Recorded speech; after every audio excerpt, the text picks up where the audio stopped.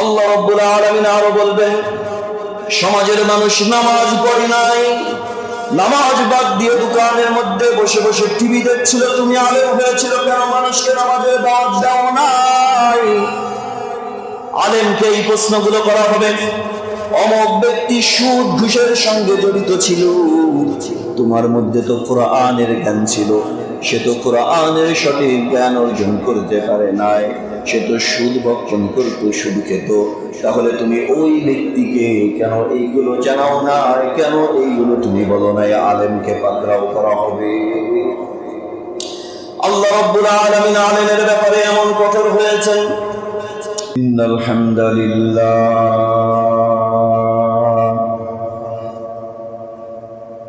নাহমাদুহু ওয়া নাস্তাঈনুহু ওয়া নাস্তাগফিরুহু ওয়া নু'মিনু বিহি ওয়া নাতাওয়াক্কালু আলাইহি ওয়া নাউযু বিল্লাহি মিন শুরুরি আনফুসিনা ওয়া মিন সাইয়্যাতি আ'মালিনা মান ইয়াহদিহিল্লাহু ফালা মুদিল্লা লাহু ওয়া মান ইউদ্লিলহু ফালা হাদিয়া লাহু وأشهد أن لا إله إلا الله وحده لا شريك له وأشهد أن محمدا عبده ورسوله الذي أرسله بالحق بشيرا ونذيرا وداعيا إلى الله بإذنه وسراجا منيرا فقد قال الله تعالى في كلامه المجيد وفرقانه الحميد أعوذ بالله من الشيطان الرجيم بسم الله الرحمن الرحيم ولا يغتب بعضكم بعضا أيحب أحدكم أن يأكل لحم أخيه ميتا فكرهتموه قال النبي صلى الله عليه وسلم الغيبة أشد من الزنا আলহামদুলিল্লাহ, সমস্ত প্রশংসা সেই মহান রব্বে কারিমের নিকটে, যিনি প্রচুর বৃষ্টিপাতের মধ্যেও তিনার হুকুম পালন করার জন্যে আমাদের সকলকে মসজিদের মধ্যে নিয়ে এসেছেন। সেজন্য আমরা রব্বে কারিমের নিকটে শুকরিয়া আদায় করি, বলি আলহামদুলিল্লাহ। সকলে বিশ্বনবী সাল্লাল্লাহু আলাইহি ওয়াসাল্লামের উপরে একবার দরুদ পড়ি, বলি সাল্লাল্লাহু আলাইহি ওয়াসাল্লাম। আজকে যে বিষয় নিয়ে কথা বলবো, আলোচনা করব, খুতবার মধ্যে বিশ্বনবী সাল্লাল্লাহু আলাইহি ওয়াসাল্লামের অসংখ্য অগণিত হাদিস থেকে একটি হাদিস পাঠ করা হয়েছে এবং পবিত্র কোরআনের একটি সূরা থেকে ছোট্ট একটি আয়াতের অংশ তেলাওয়াত করা হয়েছে। তো এই বিষয় দুটো নিয়ে আজকে কথা বলবো ইনশাআল্লাহ তাআলা। তো পবিত্র কোরআন এবং হাদিসের মধ্যে যে কথার ইশারা ইঙ্গিত স্পষ্টভাবে বলা হয়েছে এবং বর্তমান সমাজে আমাদের মধ্যে সব চাইতে বেশি যে গুনাহের মধ্যে আমরা লিপ্ত রয়েছি, কি ইমাম, কি খতিব, শিক্ষক, ছাত্র, আলেম উলামা, হাজি গাজী, ডক্টর, ইঞ্জিনিয়ার, শিক্ষিত অশিক্ষিত প্রত্যেকটি মানুষের মধ্যেই এই গুনাহটি ব্যাপকভাবে ছড়িয়ে পড়েছে। সেই গুনাহটি হলো আল গীবাতু, আরবি শব্দ। এর শাব্দিক অর্থ হচ্ছে মানুষের পর নিন্দা করা। আর সমাজের অবস্থা এতটা ভয়াবহ, আমরা যদি কোথাও দু চারজন হই, আমাদের আলোচনার যত ভালো দিকেই থাকুক না কেন, আমাদের আলোচনা চলে যায় মানুষের সমালোচনা এবং বিরোধের মধ্যে। বিশ্বনবী সাল্লাল্লাহু আলাইহি ওয়াসাল্লাম এই বিরোধ সম্পর্কে কঠোর বার্তা দিয়েছেন। মুসলিম শরীফের বর্ণনা 2589 নম্বর হাদিস। আমি আপনাদেরকে বিশেষ করে মুসলিম শরীফের যে সকল হাদিসগুলো শোনাই, এগুলো হলো বর্তমানে কওমি এবং আলিয়ার মধ্যে যেই মুসলিম শরীফটা পড়ায়, অধ্যয়ন করা হয় মূল যে কিতাব সেটা। এখানে হাদিসের সংখ্যা টোটাল এই কিতাবের মধ্যে হাদিস রয়েছে 3033টি। যদি মুসলিম শরীফের অন্য নুসখা দেখেন, সেখানে 7000 প্লাস আপনি হাদিস পাবেন। কিন্তু আমি যেই কিতাবের হাদিস করছি, প্রতি জুমায় বলি, বিশেষ করে মুসলিম শরীফের এই হাদিসটা হলো 3033টি হাদিস রয়েছে, তার মধ্যে থেকে 2589 নম্বর হাদিস। বিশ্বনবী সাল্লাল্লাহু আলাইহি ওয়াসাল্লাম তিনার সমস্ত সাহাবীদেরকে ডেকে বললেন, হে আমার সাহাবীরা, তোমরা কি গীবত সম্পর্কে কি তোমরা জানো? সমস্ত সাহাবী একসঙ্গে উত্তর দিলেন, হে আল্লাহর নবী, আমাদের চাইতে বেশি ভালো জানে আল্লাহ এবং আল্লাহর রাসূল। নবীজি বললেন, তাহলে গীবত কি তোমরা শুনে নাও। গীবত হলো এমন যেটি বলছো তুমি তোমার অপর মুসলমান ভাই, সেটা অপছন্দ করবে।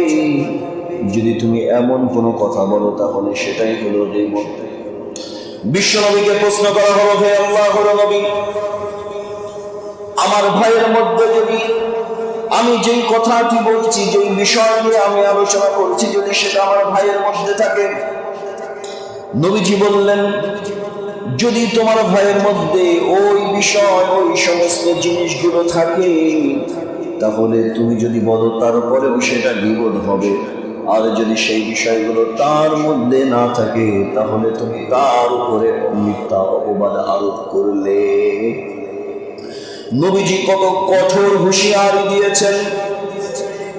যদি কোনো ব্যক্তি এমন একটা কাজ করেছে যেটা সত্যই সে করেছে, তারপরেও সেটা বলতে নবীজি নিষেধ করেছেন। নবীজি এই কঠোর বাক্য কেন বললেন? এই কঠোর বাক্য বিশ্বনবী সাল্লাল্লাহু আলাইহি ওয়াসাল্লাম কেন বলেছেন? আসলে গীবতটা এত ভয়ানক, এত বড় একটা মহামারী। এই গীবতের মাধ্যমে যখন আপনি অপর ব্যক্তিকে নাম করে এই সমস্ত কথা বলবেন, বরং এটা শুধরায় না, বরং এই ব্যক্তি আরো বেশি বিভ্রান্তি এবং খারাপের মধ্যে জড়িয়ে যায়। তিরমিজি শরীফের মধ্যে বর্ণনা করা হয়েছে, বিশ্বনবী সাল্লাল্লাহু আলাইহি ওয়াসাল্লাম কোনো একদিন আম্মা জান আয়েশা রাদিয়াল্লাহু তাআলা আনহার ঘরের মধ্যে তাশরিফ আনলেন এবং স্বামী স্ত্রীর মধ্যে খুনসুটি করতে করতে হযরত আয়েশা রাদিয়াল্লাহু তাআলা আনহা নবীজির অপর আর একজন স্ত্রী, যিনি একটু খাটো ছিলেন, কথার মধ্যে মশকারি বশত আয়েশা রাদিয়াল্লাহু তাআলা আনহা বললেন, আপনার অমুক বিবি তো একটু খাটো। তিনি বাস্তবেও খাটো ছিলেন। নবীজি এই কথা শোনার সঙ্গে সঙ্গে বললেন, আয়েশা, তুমি এমন কঠোর একটি বাক্য এখানে প্রকাশ করলে, তোমার এই কথাটি যদি সমুদ্রের মধ্যে নিক্ষেপ করা হয়, সমুদ্রের এই বিশাল পানি একেবারে তিতা হয়ে যাবে। কতটা কঠোর নবীজি বলেছেন। হাদিসের মধ্যে যদি আপনি আরো দেখেন, মিশকাতুল মাসাবিহের হাদিস, আরো বাইহাকি শরীফের মধ্যে বর্ণনা করা হয়, আল গীবাতু আশাদ্দু মিনাজ জিনা, গীবত হলো জিনার চাইতেও মারাত্মক। গীবত হলো জিনার চাইতেও মারাত্মক। এখন প্রশ্ন আসতে পারে, হুজুর, গীবত কিভাবে জিনার চাইতে মারাত্মক হয়? যেখানে জিনা করলে শাস্তি আসে মৃত্যুদণ্ড পর্যন্ত, কিন্তু গীবত করলে তো এই শাস্তি আসে না। তাহলে এত কঠোর, এত কঠোরতা কিসের জন্য? গীবতের জন্য বলা হলো। এই হাদিসের মধ্যে এমন কঠোর বাক্য ব্যবহার করা হয়েছে, এই হাদিসের শাব্দিক অর্থের মধ্যে যদি আমরা খুঁজে নাও পাই, আমাদের এখন দেখতে হবে হাদিসের যে সমস্ত ব্যাখ্যা গ্রন্থ রয়েছে, প্রসিদ্ধ একটি ব্যাখ্যা গ্রন্থ যার নাম হলো মিরকাতুল মাফাতিহ। মিরকাতুল মাফাতিহ 9 নম্বর খণ্ডের 98 নম্বর পৃষ্ঠার মধ্যে একেবারে স্পষ্ট বর্ণনা করা হয়েছে। আর সমাজের মধ্যে আমরা যখন মানুষকে নিয়ে গীবত শিকায়ত করি, গীবতের ধরনটা এমন হয়ে যায়, আমরা জিনাকে যদিও গুনাহ মনে করি, কিন্তু গীবতকে আমরা কেউ গুনাহ মনে করি না। গীবতের আর একটি ব্যাখ্যা সেখানে দিয়েছেন। গীবত হলো এটা সম্পূর্ণ বান্দার সাথে সম্পর্ক। কিসের সাথে সম্পর্ক? এটা সম্পূর্ণ হলো বান্দার সাথে সম্পর্ক। বান্দা যদি ইচ্ছা করে গীবত যে করেছে তাকে ক্ষমা করবে, সেই ইচ্ছা চাইলে তার ইখতিয়ার সে ক্ষমা করতেও পারে। কিন্তু জিনা হলো এটা সম্পূর্ণ আল্লাহ রাব্বুল আলামিনের সঙ্গে, এটা হলো হুকুকুল্লাহ ইবাদ না, এটা হুকুকুল্লাহ। আল্লাহ রাব্বুল আলামিন যদি ইচ্ছা করে বান্দাকে জিনা করেছে সেটা ক্ষমা করে দিতে পারেন। কিন্তু গীবতের ক্ষেত্রে আপনি যার নামে গীবত করছেন, ওই ব্যক্তি যদি আপনাকে ক্ষমা না করে, কিয়ামতের ময়দানে আল্লাহর কাঠগড়ায় আপনার দাঁড়াইতে হবে। এত কঠোর বাক্য পোষণ করা হয়েছে। মিরকাতুল মাফাতিহের যে কিতাবের নাম করলাম, এই হাদিসের ব্যাখ্যার মধ্যে ছোট্ট একটি ঘটনা নিয়ে এসেছে। বিশ্বনবী সাল্লাল্লাহু আলাইহি ওয়াসাল্লামের দুইজন সাহাবীকে নবী ডেকে বললেন, হে আমার সাহাবীরা, তোমরা আমার কাছে আসো। দুইজন সাহাবী যখন বিশ্বনবীর কাছে এলেন, নবীজি বললেন, হে আমার সাহাবী, তোমরা দুইজন যে নামাজ পড়লে, যাও তোমরা দুজন আবার নামাজ পড়ে আসো। সাহাবীরা নামাজ পড়েছেন, বিশ্বনবী তো পুনরায় আবার নামাজ পড়তে বললেন। কিসের জন্য বললেন? এবং নবীকে বললেন, তোমাদের মুখের মধ্যে আমি দেখছি কেমন যেন রক্ত লেগে রয়েছে। আমার নবীর চোখ তো আর আপনার মতো আমার মতো চোখ নয়। আল্লাহ রাব্বুল আলামিন নবীর চোখের মধ্যে এমন পাওয়ার দিয়ে দিয়েছিলেন। 2 সপ্তাহ পূর্বেও একটি আপনাদেরকে ঘটনা শুনেছিলাম। যুদ্ধের মধ্যে খালিদ বিন ওয়ালিদ রাদিয়াল্লাহু তাআলা আনহু যুদ্ধ করেছেন, আর নবীজি পুরো মদিনা থেকে 200-300 কিলোমিটার দূর থেকে একেবারে স্পষ্ট দেখতে পাচ্ছে। এইরকম অলৌকিক ঘটনা নবীজিকে আল্লাহ পাক দিয়েছিলেন, মুজিজা দিয়েছিলেন। নবীজি সাহাবীদেরকে ডেকে বললেন, তোমাদের মুখের মধ্যে রক্ত লেগে রয়েছে, তোমরা কি কাঁচা কোনো মাংস খেয়েছো? সাহাবীরা বললেন, হে আল্লাহর নবী, না না, আমরা তো কোনো কাঁচা মাংস খাই নাই। নবীজি বললেন, তাহলে তোমরা কি তোমার কোনো মুসলমান ভাইয়ের নামে গীবত করেছো? তখন সাহাবী দুইজন বললেন যে, হে আল্লাহর নবী, হ্যাঁ। তোমরা যে গীবত করেছো, এই গীবতের জন্য তোমরা যে নামাজ পড়েছো, তোমাদের নামাজ হয়নি।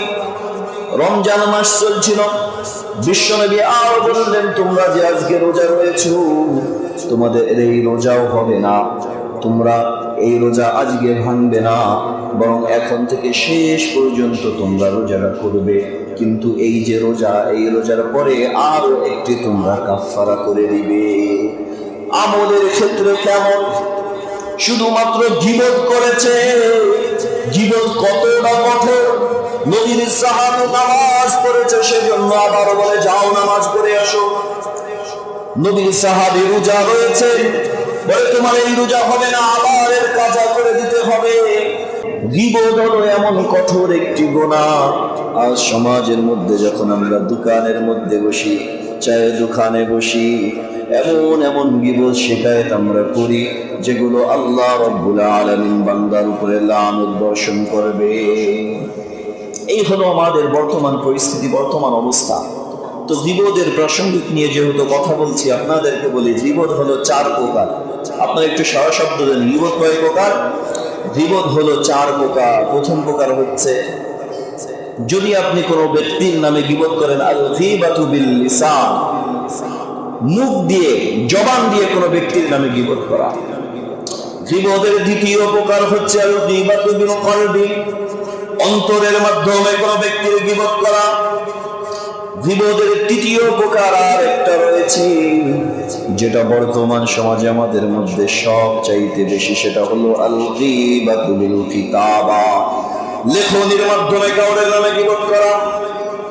চতুর্থ প্রকার গীবত আল গীবাতু বিল ইশারা, চতুর্থ প্রকার গীবত হলো কোনো ইশারা, ইঙ্গিতের মাধ্যমে কাউকে গীবত করা। এখন বর্তমান সময়ে আমাদের মধ্যে সবচাইতে বেশি যে গীবত চলে সেটা হলো আল গীবাতু বিল লিসান, জবানের মাধ্যমে গীবত করা। জবানের মাধ্যমে গীবত আমাদের মধ্যে সবচাইতে বেশি না? সবচাইতে বেশি হলো জবানের মধ্যে গীবত। আপনি কোন একটা চায়ের দোকানে বসবেন, দেখবেন মুফতি সাহেব হাজির, এক পায়ের উপরে পা তুলে দিয়ে হাতের মধ্যে একটা সিগারেট, এই হাতে চায়ের কাপ, ফতোয়া দিচ্ছে অমুক হুজুরের পিছনে নামাজ হবে না। কথা বলেন ঠিক কিনা? আবার ফতোয়া দিচ্ছে অমুক ব্যক্তি এই করেছে, ওই করেছে, ওর সন্তান এমন। আপনি যদি ভালোভাবে একটু খোঁজ নেন, দেখবেন ওর চরিত্রই সমস্যা, ওর একটা সন্তান ওর কথা শুনে না। বর্তমান সমাজের অবস্থা হলো এমন, আপনি মানুষকে নিয়ে গীবত করছেন, কিয়ামতের ময়দানে তো আপনাকে এই কথা জিজ্ঞাসা করা হবে না মজ্জিন সাহেব কি করেছিল। আল্লাহ রাব্বুল আলামিন আপনাকে বলবেন, তুমি দুনিয়ার মধ্যে আমি তোমাকে এত বছর হায়াত দিয়েছিলাম, তুমি দুনিয়ার মধ্যে তোমার সময়গুলো কিভাবে তুমি অতিবাহিত করেছিলে। আল্লাহ রাব্বুল আলামিন তো আপনাকে এই কথা জিজ্ঞাসা করবে না অমুক ব্যক্তি দাঁড়িয়ে রাখে নাই কেন, বরং আল্লাহ রাব্বুল আলামিন আপনাকে এটা জিজ্ঞাসা করবে তোমার মুখের মধ্যে দাড়ি ছিল না কেন।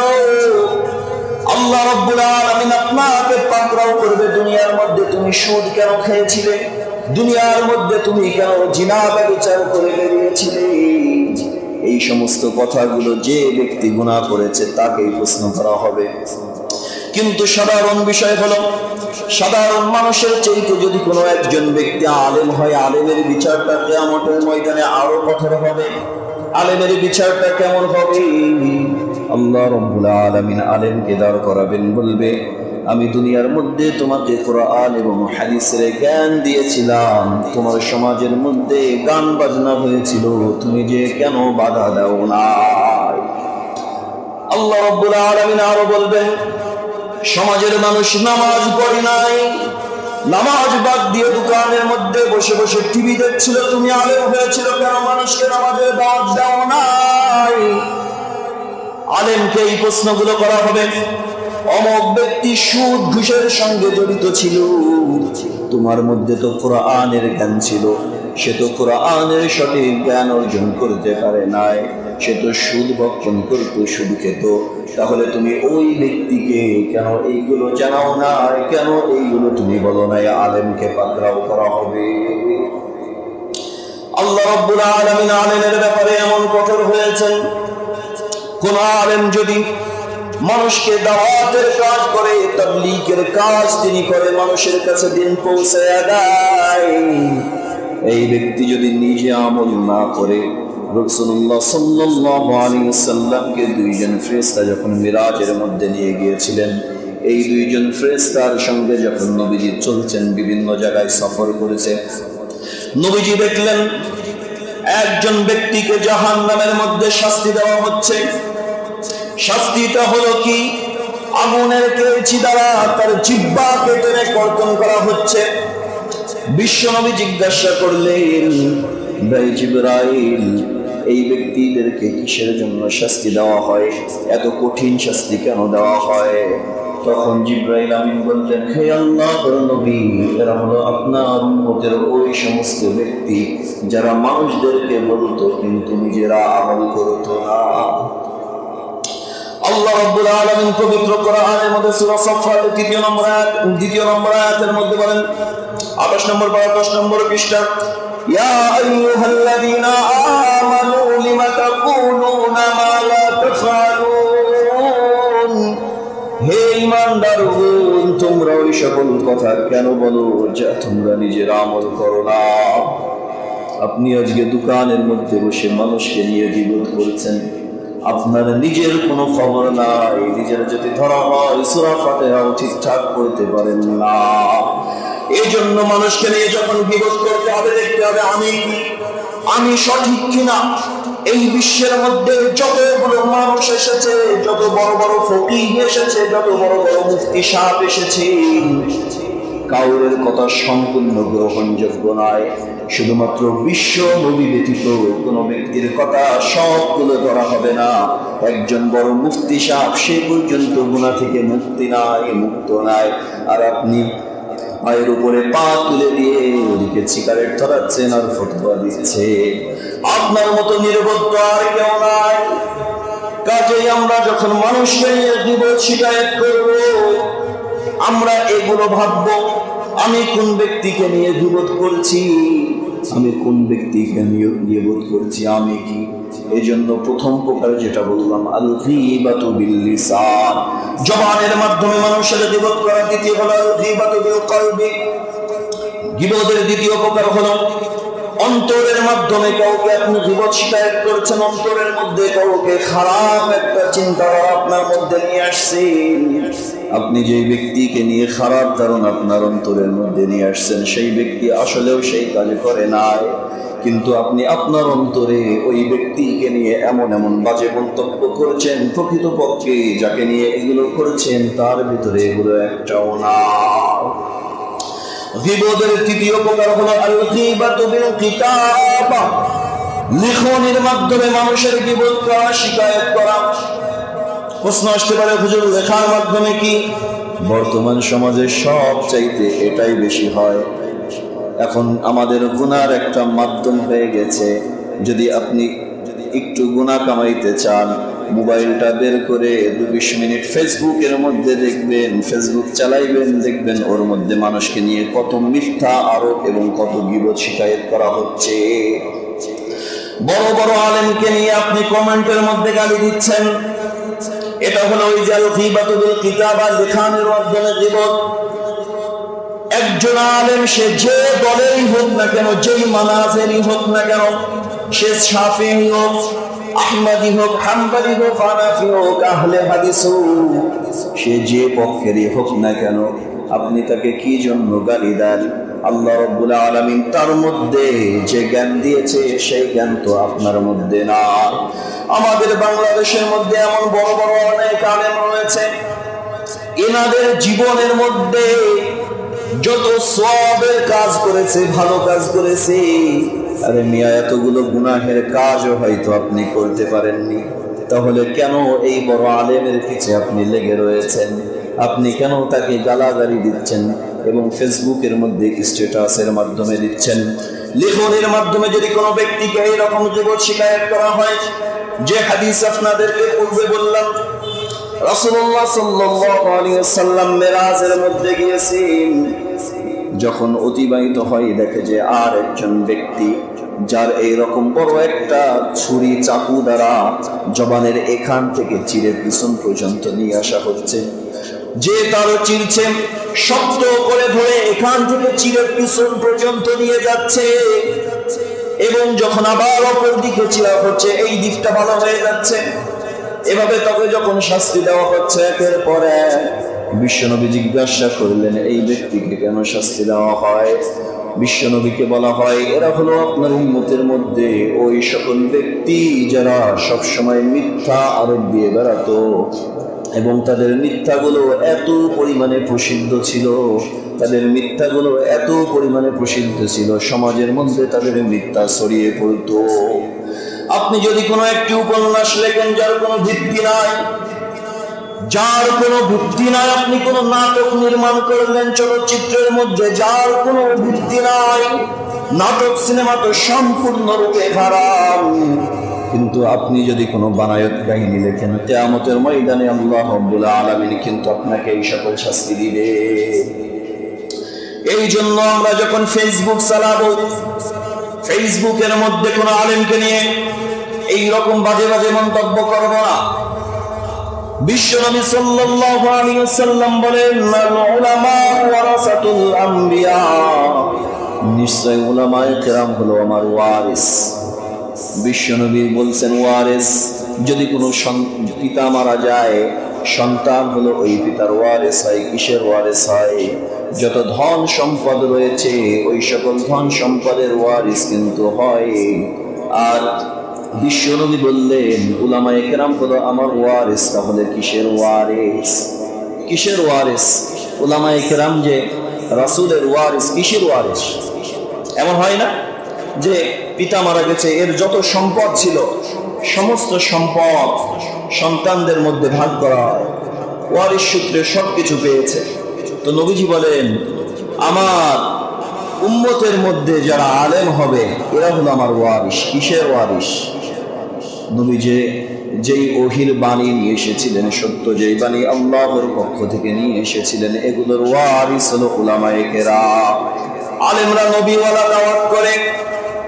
আজ বর্তমান সমাজে এমন, আমরা আলেমদেরকে গালি দিতে দিতে কথাও বলে বেশি ধর্ম ব্যবসায়ী, আলেমদেরকে আমরা ধর্ম ব্যবসায়ী বলি, আরো বিভিন্ন কটূক্তি করি। ভাই, আপনি যে শিকায়েতগুলো করছেন এগুলো আসলেই দেখেন তার মধ্যে রয়েছে কিনা।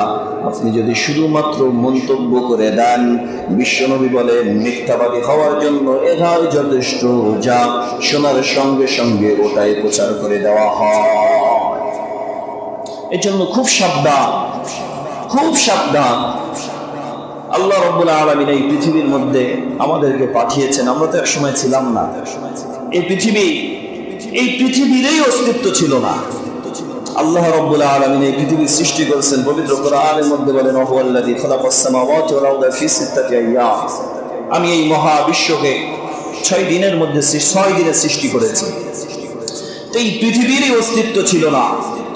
এই পৃথিবীকে আল্লাহ রাব্বুল আলামিন সৃষ্টি করেছেন, এই দুনিয়ার মধ্যে আমাদেরকে বসবাস করার জন্য পাঠিয়েছেন। এই পৃথিবীর মধ্যে, এই দুনিয়ার মধ্যে আপনি আমি থাকবো না কয়দিন? আপনার বাবা তো এই পৃথিবীর মধ্যে নাই, আপনার দাদি তো এই পৃথিবীর মধ্যে নাই, আপনার বড় ভাই না, আপনার কলিজার টুকরা সন্তান আল্লাহ পাকের ডাকে সাড়া দিয়ে চলে গেছে। গত কয়েকদিন আগে যে জানাজা পড়তে গেলাম, শুনলাম ছেলেটার বয়স নাকি 14 থেকে 15, অল্প 13-14 বছর বয়সী একটা ছেলেকে আমরা দাফন করে আসলাম। আপনার বয়স হয়তো 60, 70, 30, আপনার আগেও তো মানুষ চলে যাচ্ছে। তাহলে আপনার কখন সিরিয়াল চলে আসবে, কখন সিরিয়াল চলে আসবে এর কোনো গ্যারান্টি নাই। দুনিয়ার মধ্যে ভাই আমরা চলাচল করব খুব সতর্কবশত, একে অপরকে ভালোবাসবো, মহাব্বত করব। এর আগে আপনাদেরকে হাদিস শুনিয়েছি না, যদি কাউকে ভালোবাসতে হয় এটাও আল্লাহর জন্যে, কাউরের সাথে যদি হিংসা বিদ্বেষ করতে হয় সেটাও হবে আল্লাহ পাকের জন্য। আপনি নিজের জন্য যদি অপর একজন ভাইকে ভালোবাসেন, অপর এক ভাইকে নিজের স্বার্থের জন্য গালি দেন, আপনি প্রকৃত ঈমানদার মুমিন নয়। চতুর্থ প্রকার বলছিলাম আল গীবাতু বিল ইশারা, ইশারা ইঙ্গিতের মাধ্যমে মানুষের গীবত করা। এখন প্রশ্ন আসে হুজুর ইশারা ইঙ্গিতের মাধ্যমে মানুষের গীবত করব কিভাবে? একজন ব্যক্তি লাংড়া, একজন ব্যক্তি খুরাওয়ান্দ, আপনি হুবহু তার কপি করে চলছেন এবং তাকে এভাবে আপনি গীবত শিকায়েত করেছেন। গীবতের পরে আর একটি গুনাহ রয়েছে, সেটা হলো চগলখড়ি। সেই গুনাহের নাম কি? চগলখড়ি নামে একটি রয়েছে। এই চগলখড়ির ব্যাপারেও বিশ্বনবী সাল্লাল্লাহু আলাইহি ওয়াসাল্লাম হাদিসের মধ্যে বলেন, লা ইয়াদখুলুল জান্নাতা কাত্তাতুন। মুসলিম শরীফের বর্ণনা 671 নম্বর হাদিস, লা ইয়াদখুলুল জান্নাতা কাত্তাতুন।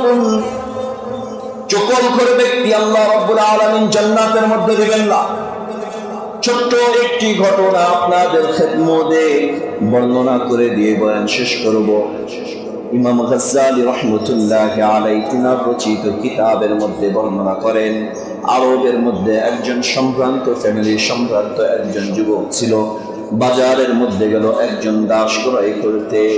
বাজারের মধ্যে যে একজন দাস দেখে তার অত্যন্ত পছন্দ হলো। সে তার মনিবকে বলতে লাগলো, আমি এই দাসটি ক্রয় করব। মনিব বলল, আপনি দাসকে ক্রয় করতে পারেন, ঠিক আছে, কিন্তু এই দাসের একটি স্বভাব রয়েছে, সেটা হলো চগলখড়ি। সে একজনের কথা আর একজনকে লাগায়। মনিব মনে মনে ভাবলো, এটা তো সামান্য একটি অপরাধ, এর জন্য যদি আমি একে শাসনের মধ্যে রাখি তাহলে ঠিকঠাক হয়ে যাবে। এভাবে দাসকে ক্রয় করে নিয়ে সে বাড়ির মধ্যে রাখলো। দাস তার সমস্ত হুকুম মেনে চলে। ওই ব্যক্তি যে মনিবের দাম্পত্য জীবন দেখে দাস আর সহ্য করতে পারলো না। তার তো অভ্যাসই হলো চগলখড়ি করা। একদিন মনিব যখন বাড়ি থেকে বের হয়ে চলে গেল, সে এক পর্যায়ে মনিবের স্ত্রীর কাছে গিয়ে বলল, বেগম সাহেবা, আমার মনে হয় মালিক অন্য একজন মহিলার সাথে সম্পর্ক করেছে। তখন বলল, না, এটা কখনোই হতে পারে না। সে অনেক মিথ্যাচার করে প্রমাণাদি দেখাতে শুরু করলো। মহিলা এক পর্যায়ে সমস্ত বিষয়গুলো যখন বিশ্বাস করে নিল, আবার যখন বলে, এক কাজ করলে হয়, আমরা একজন কবিরাজের কাছে যাব, কিছু তদবির করব, এই জন্য আপনি মনিবের কয়েকটি দাড়ি কেটে নিয়ে আসবেন। আবার মনিব যখন বাড়ির মধ্যে আসলো, মনিবকে বলতে শুরু করলো, মনিব, আমার মনে হয় মালিকানি আপনাকে ধোঁকা দিচ্ছে, সে পরপুরুষের সাথে সম্পর্ক করেছে। এই কথা শুনে মনিব অত্যন্ত রেগে গেলেন। বললে, তুমি আমার বিপির নামে মিথ্যা আরোপ করছো। সে বলে, না না, আমি মিথ্যা আরোপ করেছি না। আপনার যদি আমার কথা বিশ্বাস না হয়, আজ রাত্রে আপনি যখন শুয়ে থাকবেন, ঘুমের ভান করে থাকবেন, সে যার সাথে সম্পর্ক করছিল তার সঙ্গে গলা কওয়া করছে, আজ রাতে আপনার গলা কাটতে যাবে। এইভাবে মনিব যখন রাতের বেলা ঘুমের ভান নিয়ে শুয়ে রয়েছে, স্ত্রী গেল স্বামীর দাড়ি কাটতে। এক পর্যায়ে স্ত্রীর হাতের মধ্যে বড় একটি অস্ত্র দেখে স্বামী ভাবছে, আমার স্ত্রী আমাকে খুন করতে এসেছে। সেই স্ত্রীকে মারধর আরম্ভ করে দিল এবং এক পর্যায়ে স্ত্রীকে শেষ করে দিল। স্ত্রী দুনিয়ার মায়া ত্যাগ করে চলে গেল। এই খবর যখন স্ত্রীর ওই বাড়ির বাপরা যখন শুনলো, পিতারা যখন শুনলো, তার ভাই এবং বাবা এসে ওই ব্যক্তিকেও দুনিয়া থেকে সরিয়ে দিল। এই হলো চগলখড়ি। এই জন্য সমাজের মধ্যে অনেক মানুষ রয়েছে, আপনাকে সে একটা বলবে অমুক ব্যক্তিকে হুবহু কথা, আর একজন ব্যক্তিকে যে আর এক রকম কথা বলবে। এই হলো আমাদের অবস্থা। যেহেতু সময় সংক্ষেপ, তো মূল যে বিষয় নিয়ে কথা বলছিলাম, যে গীবত করা, আমরা তওবা করব। এই পর্যন্ত যত গীবত করেছি, যার নামে গীবত করেছি, তার কাছে যে ক্ষমা চেয়ে আসবো। কখনো আমরা মানুষের নামে গীবত শিকায়েত এগুলো করব না। কখনো আমরা মানুষের সঙ্গে গীবত শিকায়েত করব না। সকলে রাজি আছেন তো? গীবত শিকায়েত কেউ করবেন? গীবত শিকায়েত ভাই অনেক জঘন্য, অনেক জঘন্য। গীবত শিকায়েত যদি করতে মনে চায়, আপন পিতা মাতার নামে করবেন। এখন বলতে, হুজুর কেন? আপনি যে গীবত করছেন, গীবত করলে আপনার যে নেকি, ওইগুলো তো ওই ব্যক্তির আমল নামায় চলে যাচ্ছে। আপনি যদি আপনার মা বাবার নামে গীবত করেন, তাহলে এটা আপনার আপনজন, আপনার আমল আপনার পিতা মাতার কাছে যায়, অন্য ব্যক্তিকে আপনি দেবেন কেন? তো আমরা পিতা মাতার নামে কেউ গীবত করি? কেউ করি না। এই জন্য যদি গীবত করার মনে চায়, বাপমার নামে করবেন। তো নাকি বাপমার নামেও গীবত কেউ করবেন না। এমনি বোঝানোর জন্য বললাম, এমনি বোঝানোর জন্য বললাম। এই জন্য ভাই, আল্লাহ পাক আমাদের সকলকে গীবত থেকে বেঁচে থাকার তৌফিক দান করুন। এই বলে আমি আমার সংক্ষিপ্ত বক্তব্য শেষ করেছি। আখির দাওয়ানা আলহামদুলিল্লাহি রাব্বিল আলামিন।